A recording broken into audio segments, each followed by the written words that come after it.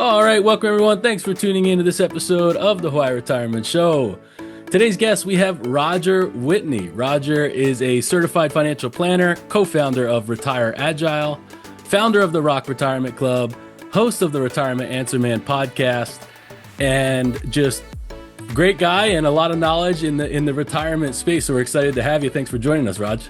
I'm excited to be here. I know she had one of my favorite people on not long ago, Andy Panko. Andy and I are good friends. Oh yeah, awesome. Yeah, I love talking to Andy. He's got a great perspective. He's great at the technical side, but he's been on the show a couple of times. Andy's great. Yeah, he's a good guy.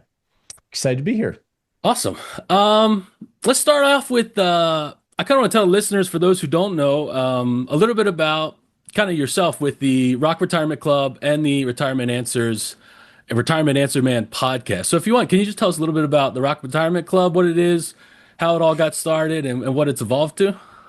Yeah, it's been this journey over a decade, really. The podcast I started in 2014, and with the intent of just using it as a tool to sharpen my saw in terms of what I do, because I do this every day for a living and I think out loud. So by doing that publicly, it forces me to be more organized and clarify my thinking. And I think, I have a natural heart of a teacher, so that's what began it all, outside of just simply having a practice where we work with clients. And then the club, the Rock Retirement Club, came from essentially the podcast, because what we identified was, one, the people that listen to our show generally are just super nice individuals. They're very intentional. They did a lot of things right, and they're trying to figure out how to have clarity and confidence to lean into their life, because there's plenty to worry about. Sure. And then my view is there's this huge gap of people that are trying to do things on their own, and they go to the Wild West of the internet, which is the Wild West, or they go hire someone like you and I, which is not inexpensive necessarily. It might be overkill, and there's really not much in the middle to learn from seasoned professionals like myself and Andy Panko and other retirement coaches we have in the club, where we can just teach without any sales pitch, because we're not there. It's a safe place to have adult conversations. And also it's a way for retirees to connect in a safe place to talk to each other, because they're going to help each other probably more than we will, because they're going to meet people that are dealing with the same challenges or are already figured it out and can provide their wisdom. Yeah. And so that's what the club is, essentially. No, it's a great resource. Like you said, there's so much information out there, and the spectrum. I kind of want to get into that later, about the whole gamut of, do-it-yourselfers out there. I mean, there's everything from clueless to really sophisticated high-level do-it-yourselfers, and then the amount of information out there. How do you cipher it out? And I think it's great because you have a community. You might have your plan in place and you hear something from somebody else who's going through a certain situation, and then that, turns a light on. You say, huh, okay, that might help us, or that might pertain to us, and I'm going to dig a little deeper. So I like the idea of having a forum that you can bounce things off different people. Well, the other part of that, Jason, that I think is really important over doing this for 30 years, most of the time, doesn't matter whether you're doing it on your own or you're working with an advisor, most of the time, it's less about what I need to do.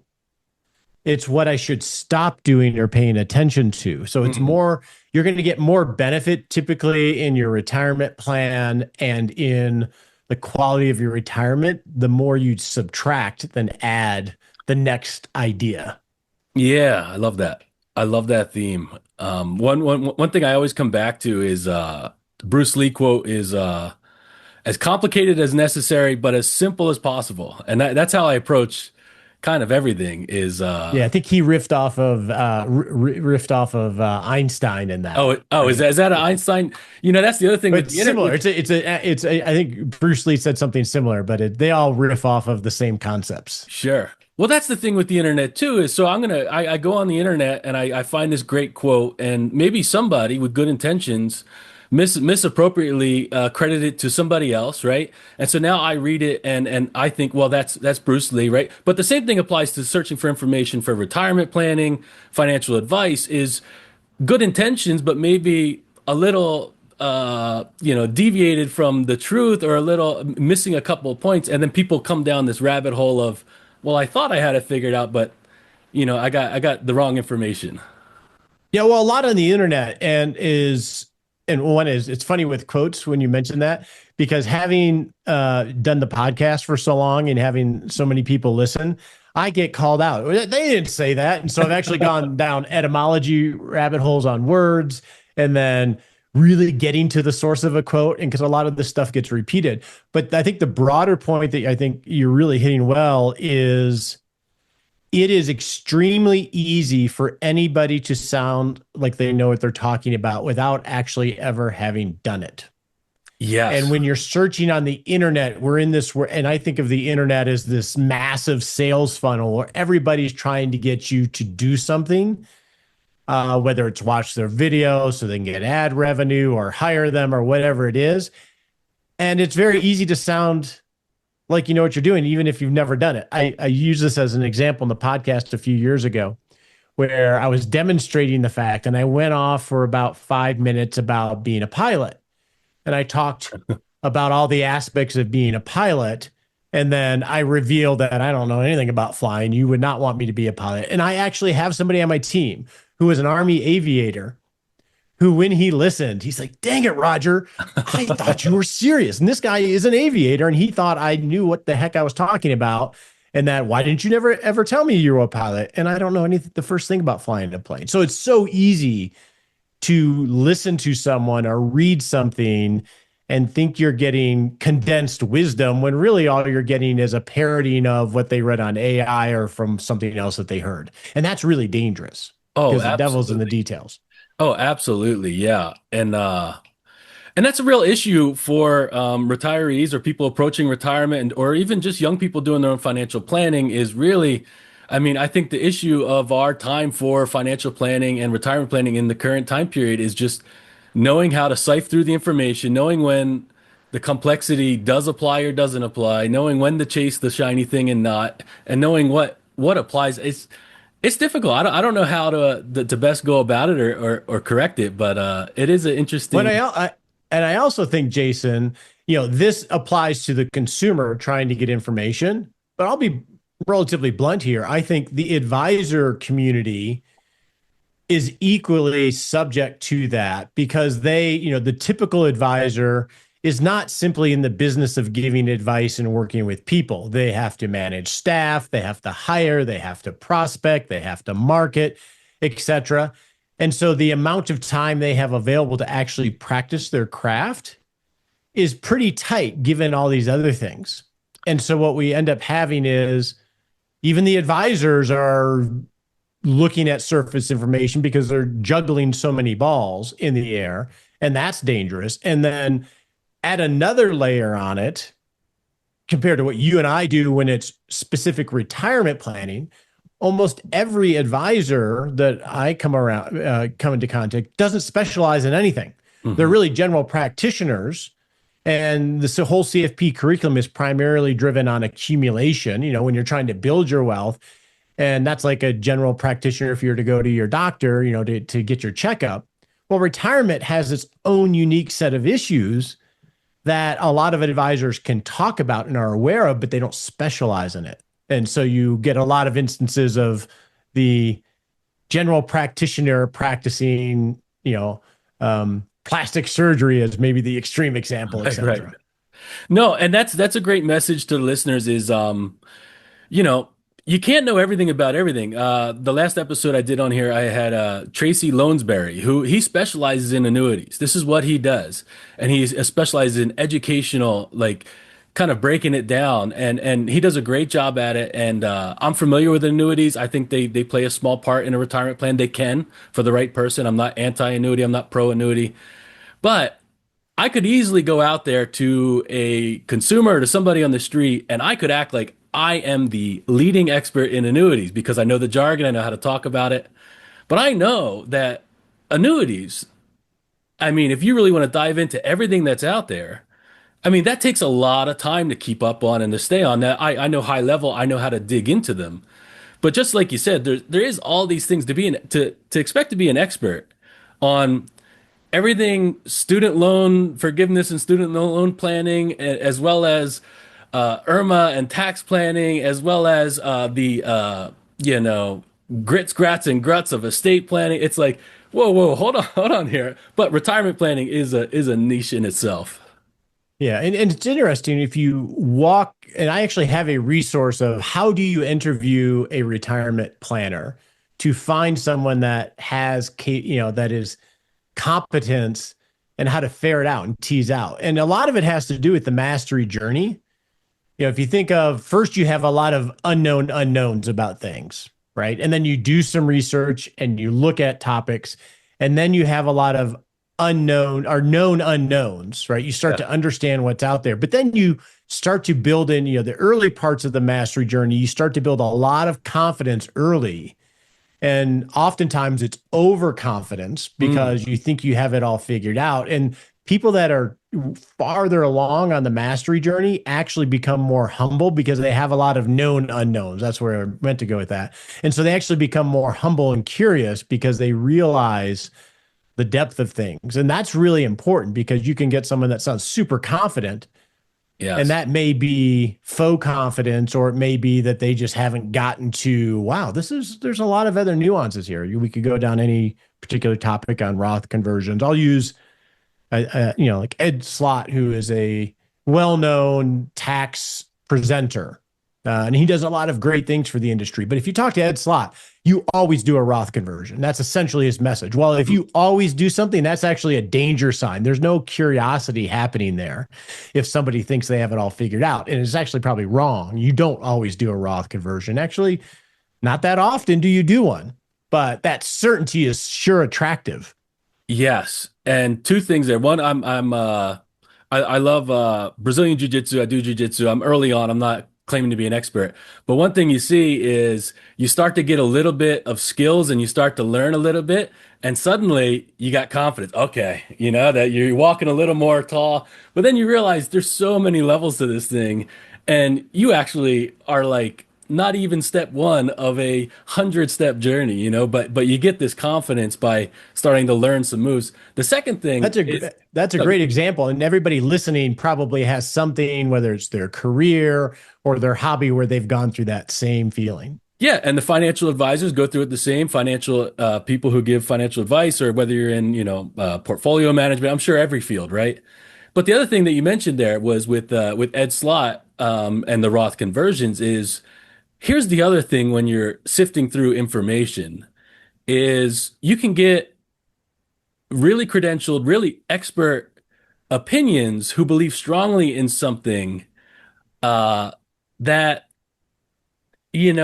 how do you decide whether to take their advice? Because it's like, yes, 10 economists, they all have PhDs, they're all highly accomplished, they came from Cambridge, this and that, and they give you all different opinions. And so now the consumer, the retiree, they sifted through. Okay, I can kind of smell the BS when it's out there, and I know who to trust. The problem is if you work with this guy versus that guy, there's still some deviation in opinions, and that's because of all the variables and assumptions and the art side of things versus the analytical Oh, side. 100%, right? That Yeah. judgment. And so, from a consumer side, how do you decide who you can have confidence in and who you might not want to, right? And I think there are ways of having some indications to that. If you're, and this goes to honestly, whether you're hiring a retirement planner, whether you're hiring a doctor, whether you're hiring a sensei for instructor for jujitsu, Mhm. it doesn't really matter. The way that I think some things that can tease that out for somebody is ultimately what you're looking for is process, not solutions. You're Right. really trying to, when you're hiring a retirement planner, as an example, you want to hire their thinking. How do they think about Mhm. things? How curious? You look for indications of curiosity. You look for indications of what kind of process do they follow, and then try to tease out how well thought through is that process. And the way you do that is because everybody has a process. Everybody, if you go to an advisor's website, there's going to be Sure. process somewhere on the website. But most, I'll tell you from doing this for 35 years, most people are just grabbing onto frameworks without actually thinking one, two, three layers deep. So the way you tease out, okay, do they have a process, is asking the follow-up question, and then the follow-up question, and then maybe even another follow-up question, because that is how you start to see what's under the surface, to see how in depth they can go and how much they've actually clarified their thinking or whether it falls apart. So that's one way. And then another way is how consistently do they apply their process, right? If everybody has a process, but they change it every year, they don't have a process, right? Essentially. So you're trying to identify, are they curious? Are they humble?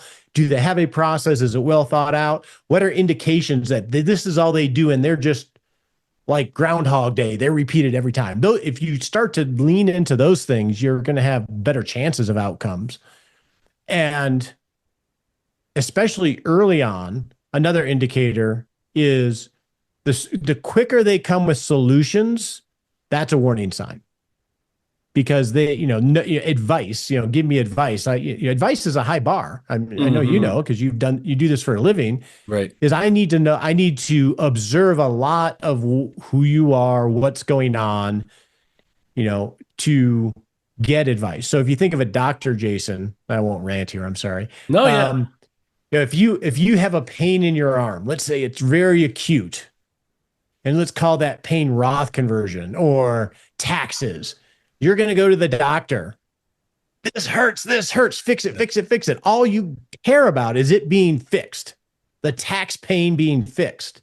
Well, the doctor doesn't just, let me give you this shot or let me give you the solution. What are they going to do? They're going to go through a diagnostic process, because the pain, in this case, the arm, worrying about taxes, is a symptom, right? In order to address the symptom, you have to go down to what are the root causes of it? What are our options for treatment that might relieve that pain? They're going to be asking a lot of questions and observing a lot before they ever get to a solution. The doctor you wouldn't want to go to, let me just give you this shot. You feel better, right? That's not a solution. 100%. And that is totally my process. And even when I work with people, sometimes there is this kind of expectation maybe from somebody seeking financial advice where, okay, I'm going to go to Roger or Jason or Andy, and I'm going to ask them a question, and they're going to just within that little conversation map everything out, and they have all the answers. I like to, like you said, it's not, you don't need to jump to any quick assumptions or conclusions or the best pass. I always like to think on things. I think, well, it was interesting talking to Jack and Diane the other day, and this is in between meetings, and I was thinking, they did mention this, and they mentioned this was a concern, and they did this. You know what? Now that I think about it, this is probably the best approach for them, right? And so it takes me some time away from them, not facing them, but some time to mull it over. It's not just, okay, I have the answer for you here. And if you study decision making, Jason, then probably one of the top variables that you can control that will help you make better decisions is time. Right. Because you have time to mentally strategize and think and research and understand what the heck you're actually trying to solve for in the first place. The shorter the time constraint on a decision, the likely more intuitive and reactionary it's going to be. And you only get time through time. Right. Okay, so let's switch gears. How about so you spent a lot of time in the retirement planning space, the retirement community. If you had to pick, one or two most common concerns, themes, takeaways that you see from, your average person approaching retirement, what would you think? The most common concern is expressed in a variety of different ways, is worrying about uncertainty.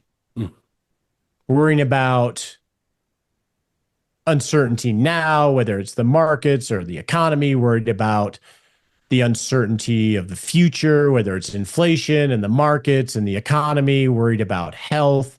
It's all it's this free floating anxiety about the future. And the impact of that free floating anxiety. When you retire, you feel like you're being acted upon because you've lost your superpower of income. Right. And so it puts you in a vulnerable position. And most people, if they don't find a framework or agency, they will deny their future or deny their life right now because of all of this free floating worry about the future and making sure you're not broke later on. So that's probably the most common thing presented in a lot of ways. The second one is, and this is where the tension comes in retirement planning, is where we're thinking, I may have 30 plus years of this life and I got to be okay when I'm later, and all these bad things can happen on one end. Think of it like a teeter-totter or seesaw. On one end, all this worry about uncertainty is over here. On the other end is the most common thing I hear people express is, they don't say it in these terms, but they see their parents, they see their grandparents, and assuming they're alive, they're in their 70s or 80s or 90, and they see themselves in their story. And they may see their mom who is struggling with a chronic illness, or their dad that, can't do things, or their uncle that died prematurely and didn't get to do anything. So they see themselves in the cohort that went ahead of them. And they're sitting there at 60 years old and they finally have this time freedom. They typically don't articulate it, but what they feel is this pressure to live as much as they can right now before they can't. To do that hike or to do that travel or to do, make those experiences with kids or grandkids. And they feel the pressure to go, right? We call them the go-go years, right? Right. And that is on the other side of this teeter-totter. And there's a tension between the two, right? Because the more you go now, the more resources, money-wise and energy, you might take that you might need later. And so if we're standing on the middle of that teeter-totter, you'll never have it perfectly balanced. But there's a tension. And if we have too much worry, we're going to overweight denying our life and miss our life. And if we tilt the other direction, we may play the whole YOLO game. You only live once, and be, and handicap our future. And without a framework to make those trade-offs, those judgments, people will always deny themselves today. And those are probably the two biggest things. Yeah, no, 100%. And I kind of want to stick with the uncertainty because this is something even personally that I think about is, when I help clients or when I just talk on the podcast or education, whatever, is there is this big kind of elephant in the room of uncertainty. If you would have said 20 years ago that we're going to come up with the cure for obesity, the cure for with the GLP-1s, you'd be like, wow, that's, I remember joking about it as a kid. Like, if somebody comes up with that, that's the billion-dollar idea. Well, we did it. Okay. And so with AI coming, we have Elon Musk out there saying money will not be, it's going to be this utopia in another 5 to 10 years, and nobody needs to worry about money.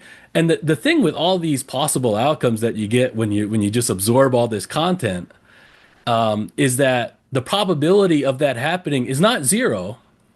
Right? You can't write it off. Whatever your opinion is on the future of AI, it's not zero. It's possible. It's totally possible. But we have to kind of play the odds. Okay, what are the odds of the future outcome? Like, are we gonna cure cancer? Maybe. Or do we so does that impact how we plan for aging, long-term care? Do we extend lifespan? There's all these variables that, sure, it's possible, but you just got to play the odds of.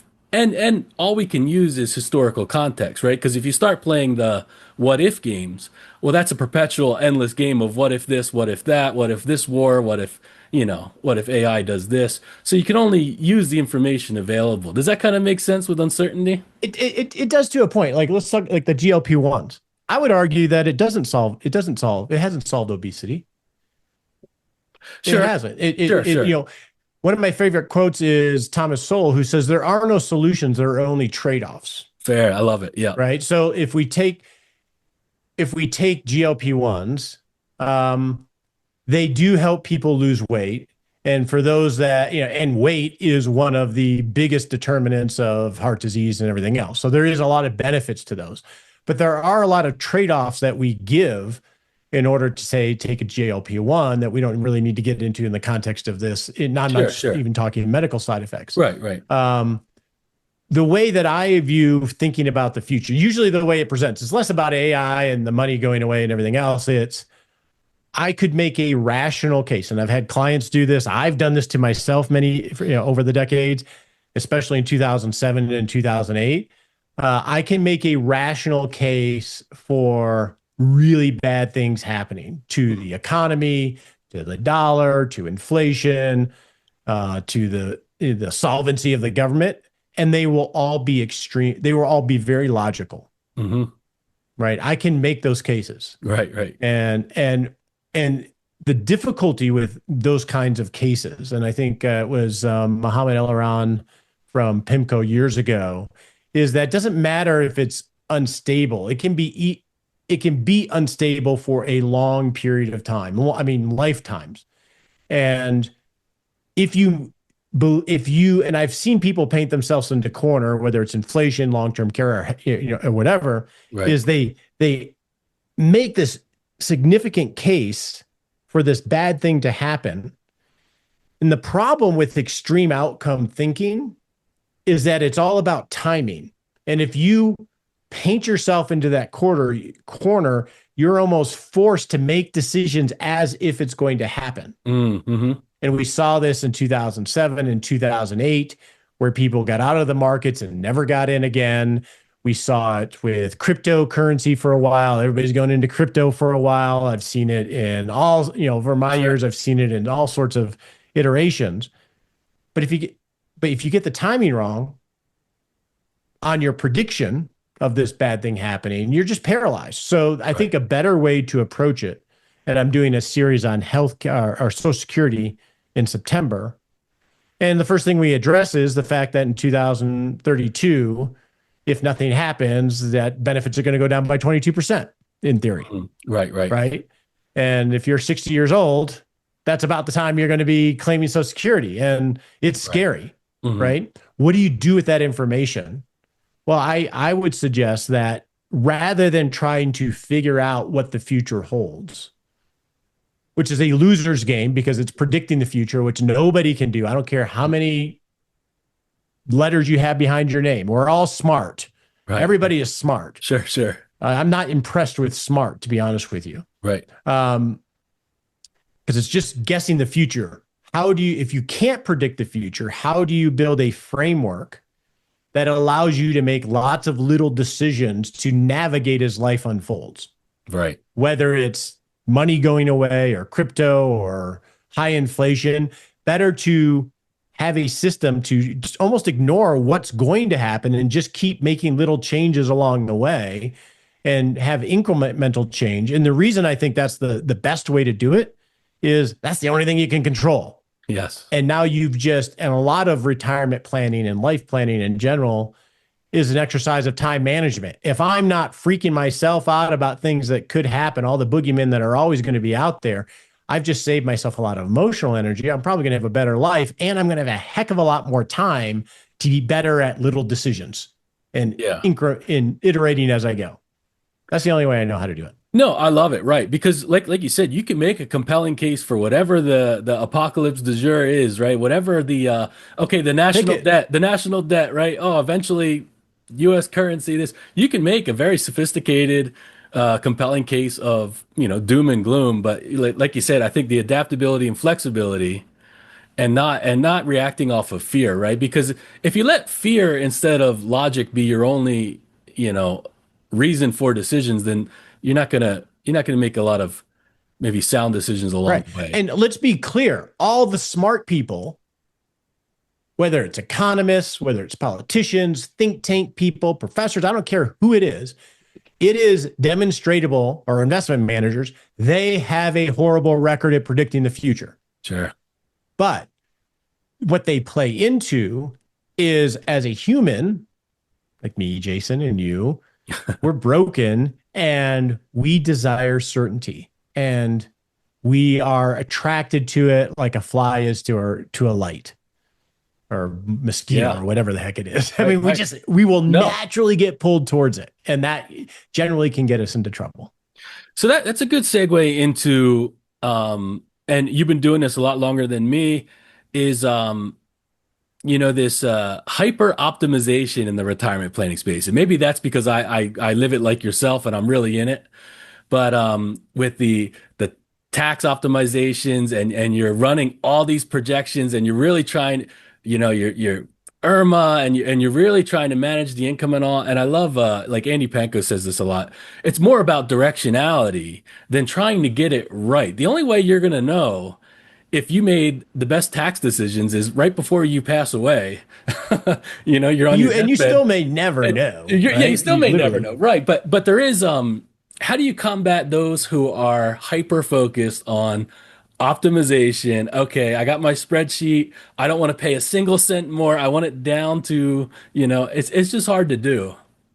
Yeah, Andy and I have had countless conversations in the club and personally about Roth conversions and this optimization drive. And I think, honestly, we go back to the internet. It's we as an industry and the internet are a big reason why this happens because those get clicks, Hmm. those get attention, and people want attention. And I think, how do you get over it? So, like, the theme for the club conference that we have coming up in a month and a half is the Pareto principle, which is the 80-20 rule. Mm-mm. Um, how you have to understand what it is, what if for an individual, what is it that they're trying to do, right? And that requires curiosity. So the guy or the gal with the spreadsheet that wants to talk about the Roth conversion strategy over the next 20 or 30 years, it really needs to start with curiosity and understanding the person. And well, what is it we're trying to accomplish here? Hmm. What are you trying to solve for? And oftentimes if you press enough, it's amazing how often, and including myself, when we're thinking of a strategy, whether it's Roth conversions or some investment strategy, we forget to ask, what is the problem we're solving with this? Hmm. Specifically, the more specific you can get with that problem of how, if I solve it, this will make my life better. Because if you think of a unit of a dollar in retirement, its only value is what it can be converted into for your life Hmm. at this point. Because we're beyond saving for the future. The future is now, and your life is asymmetric. You're only going to live so long. So at some point, you have enough, and any incremental dollar that you get above that doesn't add any value from a life perspective. But we still keep going down that because it's easily quantifiable. So I think getting very clear on what it is you're trying to solve for really helps you get out of your own way. And also, I think there's an element for some of self-examination. Is over optimization just simply avoidance behavior? Mm. Just like going to work is easier sometimes than being with your family because Right, right. it's quantifiable. I feel like I have control. Sometimes we got to get out of our own way just to actually live a life. Right, right, right. And I think Um, about it. I think about, what do you think of this? Like, you take a carpenter, right? And he's framing a house, and there's always going to be a time and place for good enough, right? So let's say there's a joint, and it's structurally not going to affect anything. Everything is perfect, but it bothers him, and he says, "Well, I'm going to spend the next couple hours redoing this." Whereas the other guy on the site saying, "Wait, it it does not impact anything going forward. In fact, it's perfectly 100% stable." But it's like, where does good enough get in the way of A perfection? hundred percent. A Yeah. 100%, because you'll drive yourself batty. And think of the trade-offs. Let's go back to that quote on trade-offs. If I do a Roth conversion, I may have the potential. And by the way, when you're looking at multi-year Roth conversion strategies and using calculators or software, whatever, don't, because they're going to give you this beautiful, graphs and everything else that gives you the sense of certainty, but they're all horrible because it's just a guess about the future. But when you see, ooh, if I do this Roth conversion, Hmm. I'll have 200,000 extra dollars when I'm 90, Right. right? That's very suspect. But two is there's a trade off if you do a Roth conversion. So let's assume this year you're going to do a Roth conversion to have this hope for extra money when you're 90 years old. and then you have to pay, let's say, 50,000 in taxes from your after-tax account, whatever the tax bill is, Hmm. right? Well, that means that $50,000 has to go to the IRS in order to give you the potential of this future value at some point. There's an opportunity cost that, right? Well, what else could you do with that $50,000 that could be meaningful? You could take that world trip. You could, rent a house and then pay for all the family to come to create memories. There are trade-offs, and we tend to not to think of those because they're not quantifiable. I can't put that on a spreadsheet near as easy. And I think Hmm. that's where we get ourselves into trouble. The other part about optimization, I would say, Jason, in general, and we'll stick with raw. Well, I'll say two things if I can. Okay. Sure. Yeah. One is don't worry too much about doing multi-year forecasting on what your strategy is going to be, because really you can only make a decision in each year, right? For 2026, you can only make a decision for this year. You can't make a decision for 27 this year. You got to wait. And oftentimes people's priorities change and their goals change. So there's not a lot of utility in thinking about what's going to happen 5 years from now when it comes to, say, Roth conversions, because who knows who you're going to be. Hmm. So so don't spend hours on it. And the last thing I'll say on this is, let's go back to IRMA, right? IRMA is the Medicare surcharges if you make over a certain amount of money. Sometimes we're trying to solve for, say, IRMA when we're not looking at what the severity of the event happening is. So like with IRMA in 2026, the worst case IRMA surcharge that a couple is going to have is about 12,500, right around there, right? And that's if you're over like 700,000 in income or something like that. Right. Right. Right. So if you realize 700,000 income, you might have an extra bill of 12,500. Well, if you have that kind of income realized, that's an annoyance that Right. is not huge, Right. right? Almost all tax mistakes, if you look at the severity of them, aren't that big.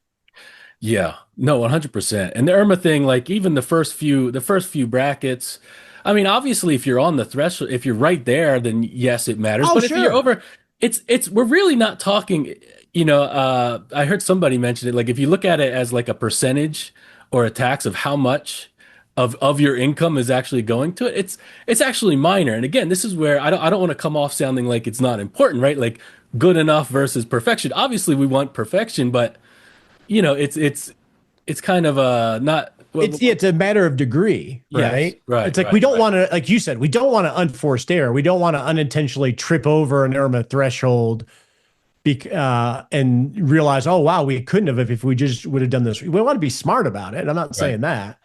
But, maybe another analogy is some people like to drive 15 miles to save 3 cents a gallon. I don't, right, right, right. right? Because my time is more valuable. I just go across the street and get on my way. Well, I love that, and one thing that makes me think of is it doesn't have to make sense for anybody but you. That person who wants to drive 15 There you miles go. away Yes. to save 3 cents on gas don't care if me and Roger are sitting here scrutinizing you. It doesn't matter. If that's what you want to do, then that's what you want to do. Same thing applies to your retirement planning. Okay, it's Yeah, not exactly. optimized. It's not optimized. Roger and Jason wouldn't like this. But if that's what works for you, then who are we to tell you, what is right Yeah, or wrong? or vice versa, if that's the phrase, right? It's like, and here's a question for you if you're thinking about optimizing or to use is, what are you optimizing for? Right? So let's take the gas discussion. Roger, I'm optimizing for time and convenience. I'm not Right, right, optimizing for the cost per gallon. Right. And so there's no judgment. If you want to optimize for the price per gallon, if you want to optimize for your lifetime tax bill, have at it. Understand right. the trade-offs, right? With, you'll have less money if you're doing Roth conversions now, or in gas analogy, you're going to spend 15, 20 minutes driving the 10 miles.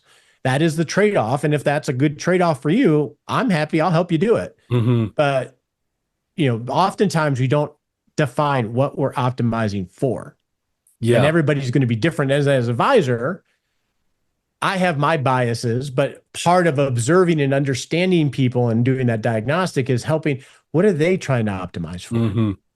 Right. And that's important. Oh, I Good, good, absolutely, good, I good love point. it. I love it. That is Yeah, I love everything about that. Let's talk about the do-it-yourselfers out there. For any listeners who are do-it-yourselfers. So what I find is there's the whole gamut, right? You have those who don't know and they don't know, who don't know and think they know, who do know but don't really know, and who do know who do really know. So what I'm saying there is, it's like this idea of there's the whole gamut of do-it-yourselfers. Those very sophisticated. There's those that know a lot that don't realize that they know as much as they do, and they're actually in a good spot, but they're nervous and they might want to talk to somebody. There's those that really should talk to somebody because they're on the wrong path, right? So my point to all that, I know it's hard to follow, but my point is there's this whole gambit, right, of spectrum. And so with that, what are some good indicators for somebody to seek a second opinion? Maybe it's not a long-term financial planning engagement, but how would a do-it-yourselfer know um, that it's time to reach out to a professional?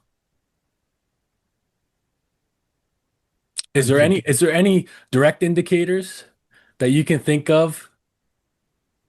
I think a wise person is going to always ask, what am I missing here?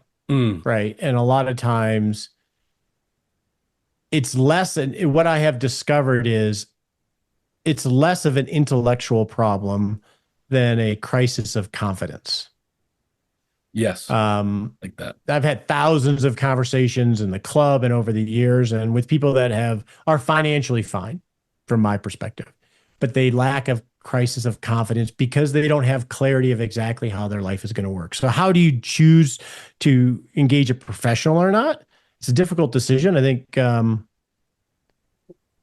if you choose the wrong professional, you get bad advice. It goes that way too, right? And it goes back to Sure. that conversation. But I think a lot of people want to do it, the people that want to do it on their own, they don't want to be by themselves, right? Doing it on your own doesn't necessarily be by yourself. What they want is a thinking partner. And this is just from my observations. So I'm not going to say what they want, but this is my observations. They want a thinking partner. They want somebody to shine a flashlight in areas where they may not have looked. And if someone's doing retirement planning on their own, they're doing it for the first time, right? And the advantage of a professional would be ideally, if you hire a good professional, they've done it for years. And so they've have a lot of reps in and seen, like a heart surgeon, they've had this go wrong and that go wrong, and they've seen unusual things and Yeah. that wisdom. And this has less to do with smarts. I mean, smart and process is important, but it has much more to do with wisdom, Mm, right? Which is integration of a lot of information and experience because they have the reps. So I think with that caveat, I want to hire somebody for their thinking that has already walked this journey. And by hiring a professional, you're getting hopefully somebody that has done this for years, hmm. right? So they've seen almost everything. Right. And so I think Yeah. that's a good indicator. And then that could be then in terms of one is then you have to define what am I solving for if I want to hire a professional, right? Am I looking for someone to build a blueprint that I can go execute and to poke around to make Mhm. sure I put the outlets in the right places for my expansion or whatever, and make sure I'm doing the right tax strategies, and then I'll take the blueprints and do it? Or am I looking for a project manager that's going to deal with the whole thing for me? And so you have that, then you have that decision. Yeah, and I think I mean it's an like you said, it's not just an intellectual decision. Plenty of smart people, you can figure this out. You can figure a lot of things out on your own.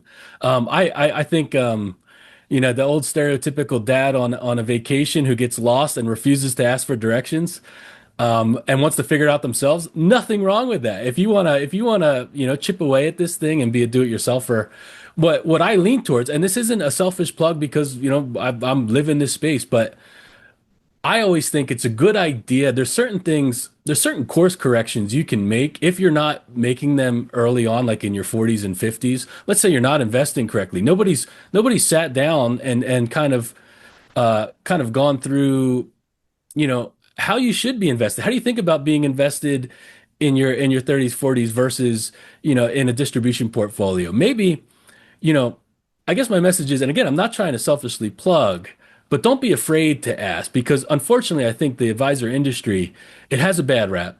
I think in large, there's been a lot of people, they think Wall Street, they might think insurance sales, they might think this or that, and that's the hard part is finding the right advice. But I always think, oh man, and that's the reason I got into it is because it it emotionally it pains me to see people make kind of misguided decisions early on and like they work so hard for the money. You're out there doing this. Let's say you're a federal employee, you put all your money in the G fund because you're scared of investing and you think, wow, like if you just do or you do some reactionaries according to 2008, I'd move money out. And I just think, man, people work so hard out there for their money. And it pains me to see decisions where if they would have reached out for help, and maybe that's not through an advisor, maybe that's through, the Rock Retirement Club, maybe that's through going to some educational workshops, but it pains me to see some decisions. And my point is again, not a selfish plug. Don't be afraid to reach out or do a little research because this is important stuff. And the decisions you make, it has compounding effects for your retirement and your financial life long term. Yeah, all the decisions. Yeah, I mean, we are our habits, and um, I do think people, most people are able to do it on their own intellectually. I think it has a lot more to do with process, structure, and perspective because process to me is everything. So I mean, at the end of the day, it's just like health, right? It's, you know, making better, Mm, lots of little better decisions and making less dumb decisions. Same thing in planning. And sure. the unique aspect of retirement planning, I think, Jason, is that, going back to, I think, the beginning of this conversation is without perspective of knowledge of others, will generally default to working that extra year, not spending that money on what's Mm, important to us now so we can be okay in the future. So the cost to not getting lights shined and really leaning into this for, whether it's individuals that are ahead of you or a professional that has the actual skills is regret. Because right. what will happen is you'll get towards the end of life and it'll be, oh, I will be okay. I'm going to have more than I thought. And then you're going to look backwards. I could have taken that trip or I could Mm. have given that to my kids. And that, you look at the five regrets of the dying from Bronnie Ware. I mean, that is a real thing for a reason. Okay, so that leaves me with this here, and we'll kind of wrap it up here with if you could give just one piece of advice to somebody who's at the tail end of their career and the picture of retirement is starting to become a little clearer.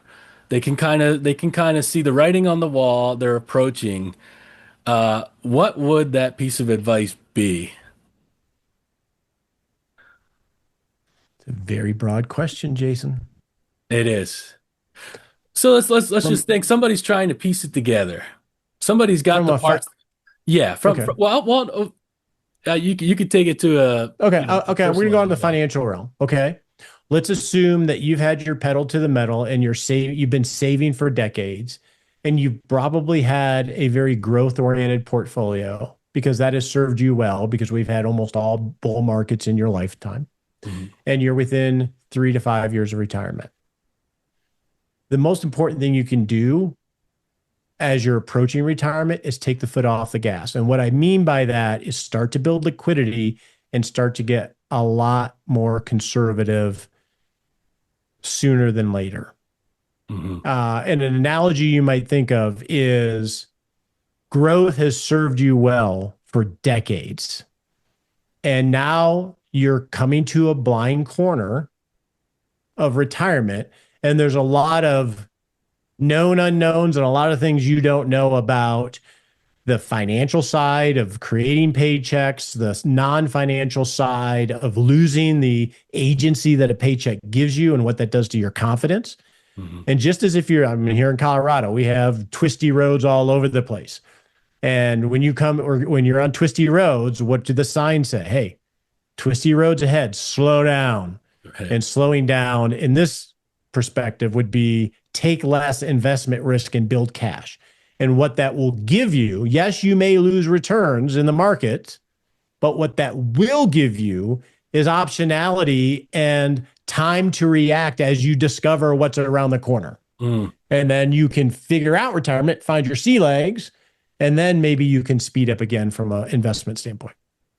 I love it. Our guest today is Roger Whitney. Roger, thanks so much for joining us. It's been great talking to you. A lot of great stuff there. Yeah, I'd love hanging out with you, Jason. Am I supposed to say aloha? That's right. Is that yeah. good, Or goodbye? if anybody wants to learn more about the Rock Retirement Club or anything you're a part of, is there a place they can go? Yeah, go to rogerwhitney.com. That is the home for everything. Awesome. Thanks, Roger. All right, buddy.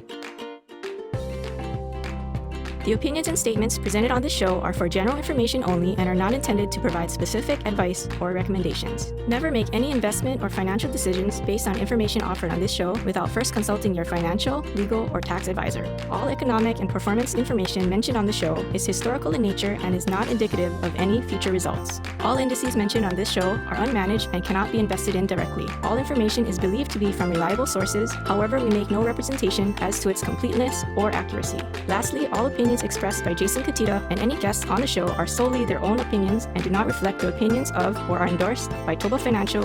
For Jason Cutitta, investment advisory services are offered through Toba Financial LLC, a registered investment advisor offering advisory services in the state of Hawaii and in other jurisdictions where exempt from registration.